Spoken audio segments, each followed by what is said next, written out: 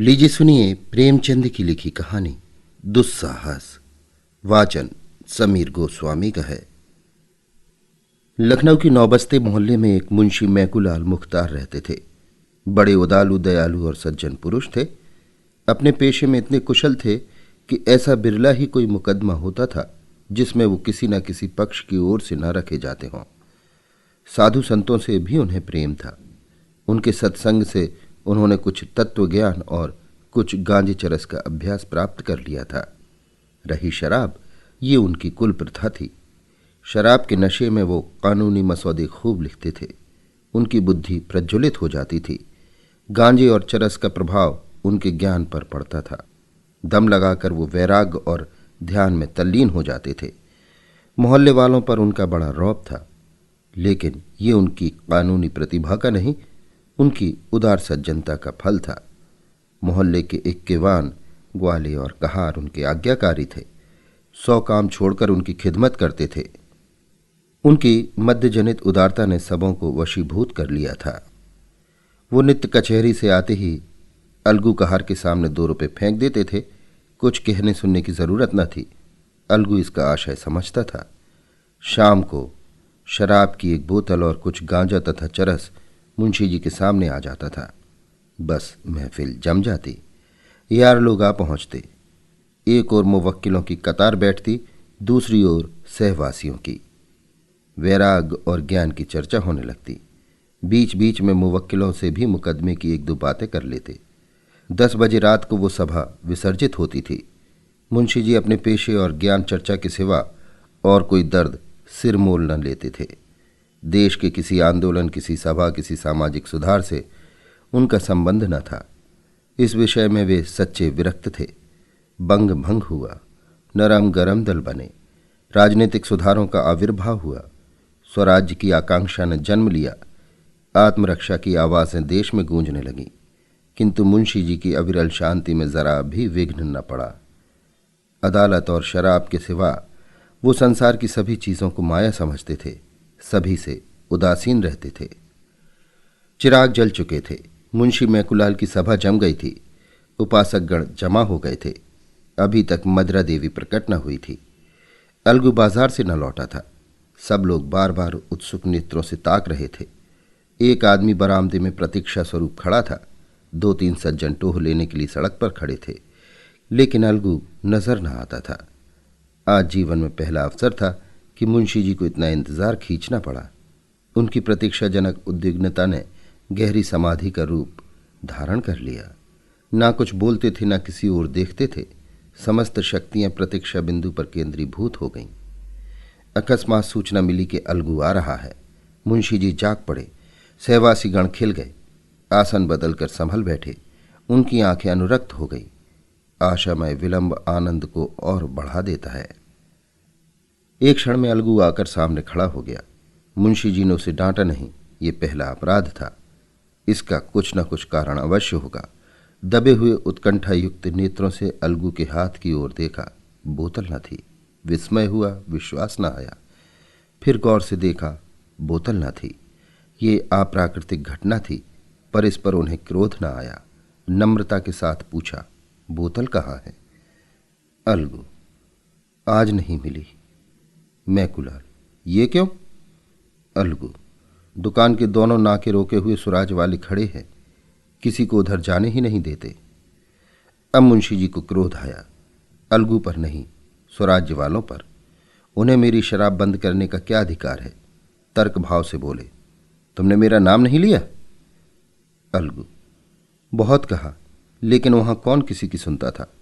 सभी लोग लौट आते थे, मैं भी लौट आया। मुंशी, चरस लाए?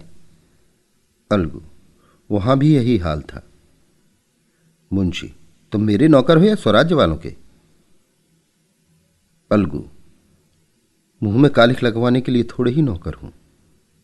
मुंशी, तो क्या वहां बदमाश लोग मुंह में कालिख भी लगा रहे हैं? अलगू, देखा तो नहीं, लेकिन सब यही कहते थे। मुंशी, अच्छी बात है, मैं खुद जाता हूं, देखूं किसकी मजाल है जो रोके। एक एक को लाल घर दिखा दूंगा। ये सरकार का राज है, कोई बदमिली नहीं है। वहां कोई पुलिस का सिपाही नहीं था? अलगू, थानेदार साहब आप ही खड़े सबसे कहते थे, जिसका जी चाहे जाए शराब ले या पिए, लेकिन लौट आते थे। उनकी कोई न सुनता था। मुंशी, थानेदार मेरे दोस्त हैं। चलो जी ईदू चलते हैं। रामबली, बेचन, झिनकू सब चलो, एक एक बोतल ले लो। देखो कौन रुकता है, कल ही तो मज़ा चखा दूंगा।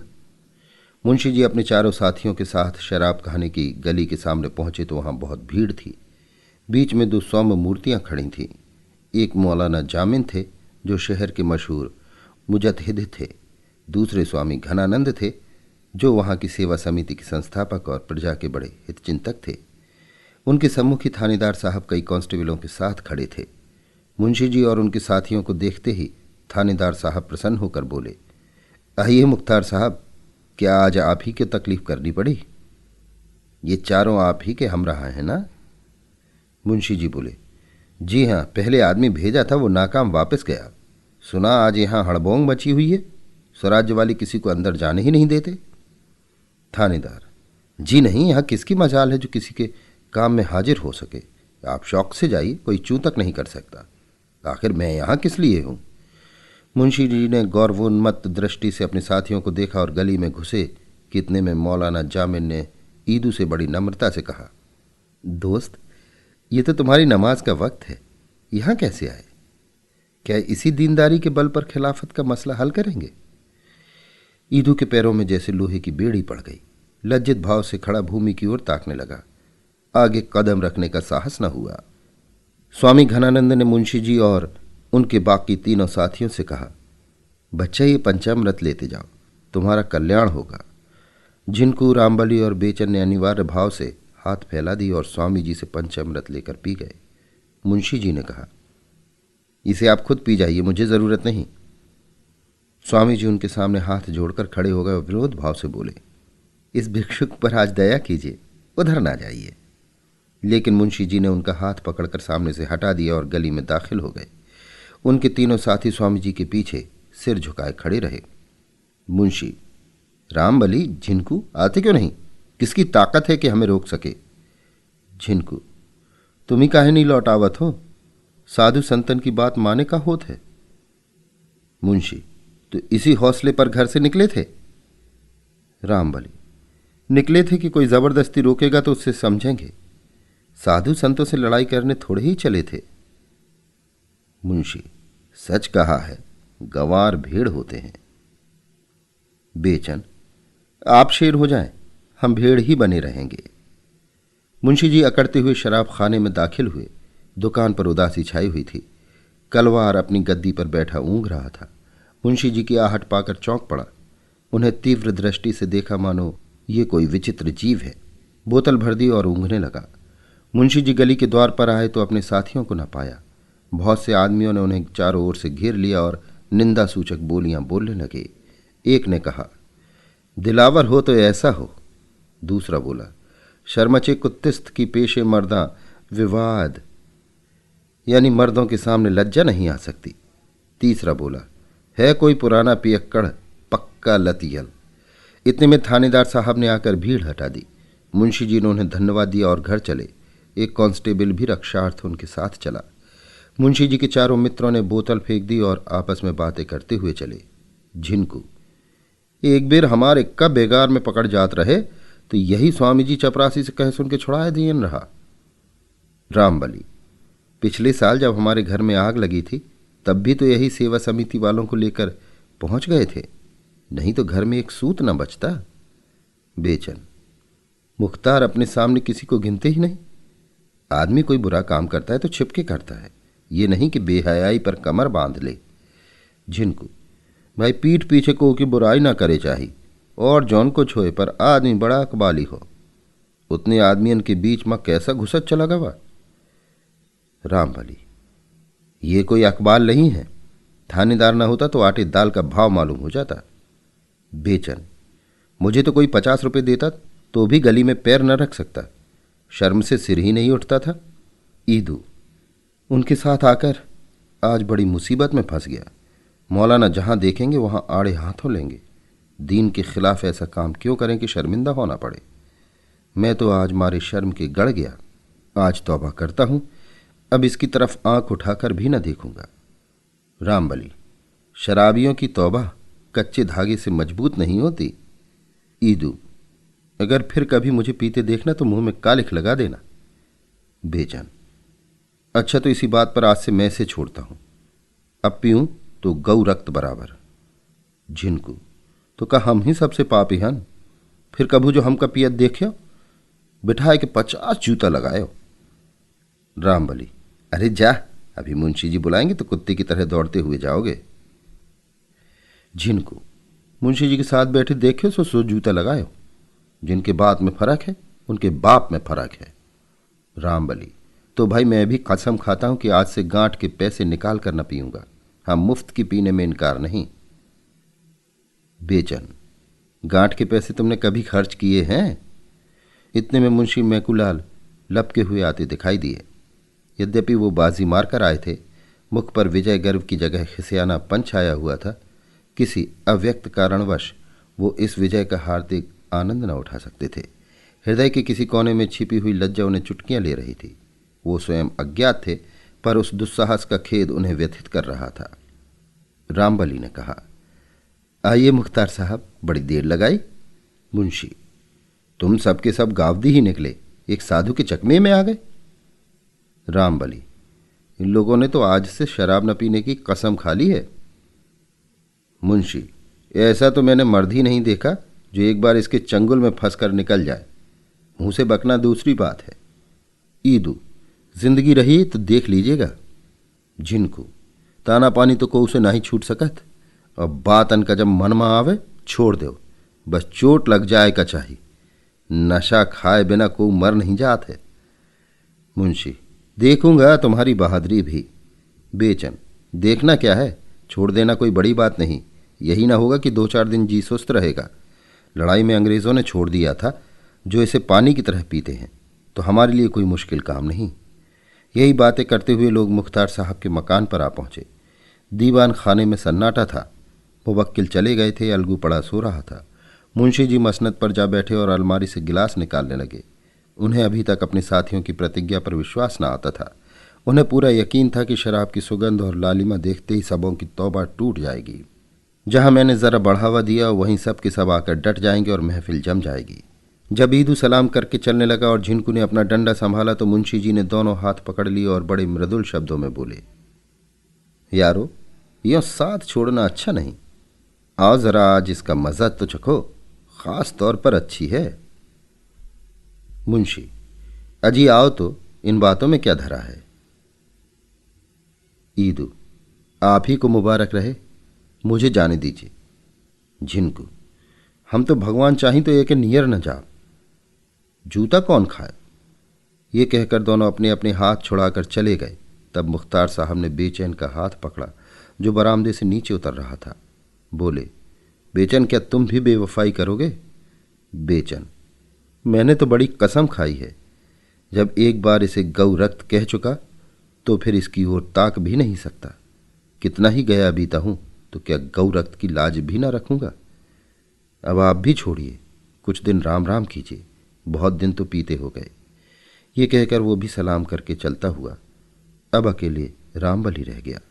मुंशी जी ने उससे शोकातुर होकर कहा, देखो रामबली, इन सबों की बेवफाई। ये लोग ऐसे ढुलमुल होंगे मैं ना जानता था। आओ, आज हम ही तुम सही, 2 सच्चे दोस्त ऐसे दर्जनों कचलोहियों से अच्छे हैं। आओ बैठ जाओ। रामबली, मैं तो हाजिर ही हूं, लेकिन मैंने भी कसम खाई है कि कभी गांठ के पैसे खर्च करके न पीऊंगा। मुंशी, अजी जब तक मेरे दम में दम है तुम जितना चाहो पियो, गम क्या है। रामबली, लेकिन आप न रहे तब ऐसा सज्जन फिर कहां पाऊंगा।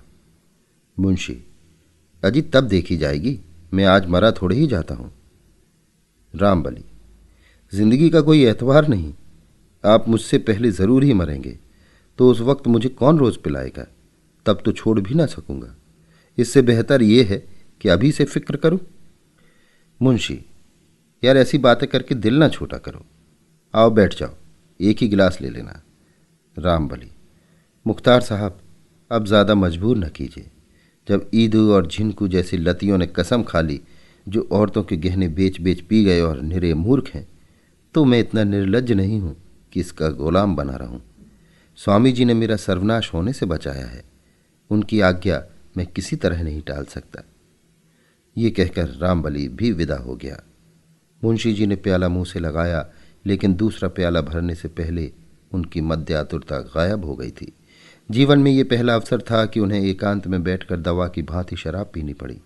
पहले तो सहवासियों पर झुंझलाए, दगाबाजों को मैंने सैकड़ों रुपए खिला दिए होंगे, लेकिन आज जरा सी बात पर सबके सब फिरंट हो गए। अब मैं भूत की भांति अकेला पड़ा हुआ हूं, कोई हंसने बोलने वाला नहीं। ये तो सोहबत की चीज़ है।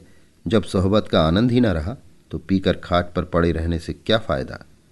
मेरा आज कितना अपमान हुआ। मैं गली में घुसा हूं तो सैकड़ों ही आदमी मेरी ओर आग्नेय दृष्टि से ताक रहे थे। शराब लेकर लौटा हूं, तब तो लोगों का वश चलता तो मेरी बोटियां नोच खाते। थानेदार ना होता तो घर तक आना मुश्किल था। ये अपनापन और लोक निंदा किस लिए? इसलिए कि घड़ी भर बैठकर मुंह कड़वा करूं और कलेजा जलाऊं। कोई हंसी चुहल करने वाला तक नहीं। लोग इसे कितनी त्याज्य वस्तु समझते हैं, इसका अनुभव मुझे आज ही हुआ। नहीं तो एक सन्यासी के जरा से इशारे पर बरसों के लती पियक्कड़ यूँ मेरी अवहेलना न करते। बात यही है कि अंतःकरण से सभी इसे निषिद्ध समझते हैं। जब मेरे साथ ग्वाले, इक्केवान और कहार तक इसे त्याग सकते हैं, तो क्या मैं उनसे भी गया गुजरा हूँ? इतना अपमान सहकर, जनता की निगाह में पतित होकर, सारे शहर में बदनाम होकर, नक्कू बनकर एक क्षण के लिए सिर में सरूर पैदा कर लिया तो क्या काम किया? कुवासना के लिए आत्मा को इतना नीच गिराना क्या अच्छी बात है? ये चारों इस घड़ी मेरी निंदा कर रहे होंगे, मुझे दुष्ट बना रहे होंगे, मुझे नीच समझ रहे होंगे। इन नीचों की दृष्टि में मैं नीचा हो गया? ये दुर्वस्था नहीं सही जाती। आज इस वासना का अंत कर दूंगा, अपमान का अंत कर दूंगा। एक क्षण में धड़ाके की आवाज हुई। अलगू चौंक कर उठ बैठा तो देखा मुंशी जी बरामदे में खड़े हैं और बोतल जमीन पर टूटी पड़ी है। अभी आप सुन रहे थे प्रेमचंद की लिखी कहानी दुस्साहस। वाचन समीर गोस्वामी का था।